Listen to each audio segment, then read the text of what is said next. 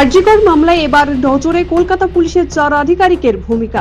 তদন্তে গাফিলতির বিষয়ে ওই 4 আধিকারিকের ভূমিকা ভালো করে খতিয়ে দেখে পদক্ষেপ করার জন্য লালবাজারকে নির্দেশ দিল আদালত। গত 12 সেপ্টেম্বর স্ট্যাটাস রিপোর্ট জমা দেওয়ার সময় নির্যাতিতার মা বাবার আইনজীবীরা 4 পুলিশ আধিকারিকের ভূমিকা নিয়ে প্রশ্ন তুলেছিলেন। সেই দিনই আদালত চত্বরে ঘটেছিল এক উত্তেজক ঘটনা। শিয়ালদা আদালত চত্বরে এই মামলার তদন্ত আধিকারিক সীমা পাহুজা ও সিবিআই আধিকারিক এবং সিবিআই আইনজীবীদের সঙ্গে অভব্য আচরণের অভিযোগ ওঠে নির্যাতিতার মা ও বাবার বিরুদ্ধে। ওই মামলায় শিয়ালদা আদালত নির্দেশ দিল, মহিলা চিকিৎসকের খুন ও ধর্ষণের মামলায় তদন্তে গাফিলতির বিষয়ে কলকাতা পুলিশের 4 অফিসারের ভূমিকা ভালো করে খতিয়ে দেখে পদক্ষেপ করতে হবে লালবাজারকে।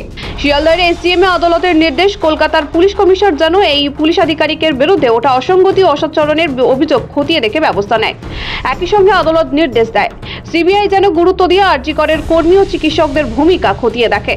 আরজিকর কাণ্ডে মূল দোষী সঞ্জয় রায়ের আমৃত্যু কারাদণ্ড হয়েছে, কিন্তু আদালতের মন্তব্য তার মানে এই নয় যে আরও কেউ এই অপরাধ তথা বৃহত্তর ষড়যন্ত্রের সঙ্গে জড়িত নয়, কারণ এখনো 2 অভিযুক্তের বিরুদ্ধে সিবিআই চার্জশিট জমা দেয়নি।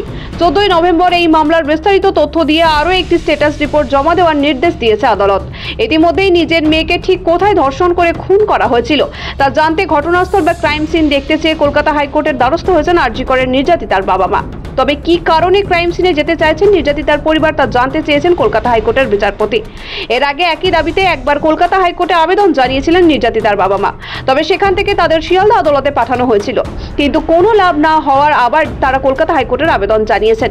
যদিও সিবিআই এবং কলকাতা পুলিশ দুজনের তদন্ত নিয়েই ক্ষোভ রয়েছে নির্যাতিতার পরিবারের। এসবের মাঝেই এবার আরজিকর মামলায় নজরে 4 পুলিশ আধিকারিক।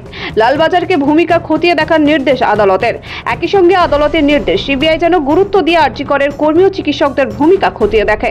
ব্যুরো রিপোর্ট, সময়, কলকাতা।